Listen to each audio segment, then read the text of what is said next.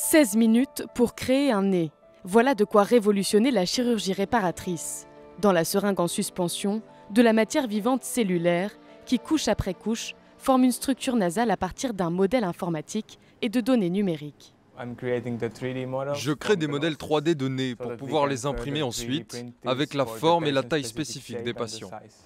Le greffon est conçu à partir de polymères et de cartilage d'un genou, d'un doigt ou du nez. Une fois implanté, il peut donc s'intégrer à l'organisme sans risque de rejet, contrairement aux prothèses traditionnelles à base de silicone par exemple. Il y a toujours un risque dans une transplantation de matières étrangères dans le corps. Mais nous avons vraiment fait attention à utiliser des produits déjà en usage dans les cliniques. Une oreille, un genou, d'autres cartilages pourraient être recréés à l'identique après un accident. Quant à imaginer des cœurs ou des reins imprimés puis implantés, on en est encore loin. Ceux-ci devraient être aussitôt alimentés en sang et en oxygène. Il faudrait donc créer également des centaines de vaisseaux. Le problème de la fabrication des organes est qu'ils remplissent de nombreuses fonctions complexes.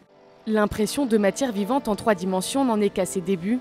Le coût de fabrication d'un greffon reste très élevé.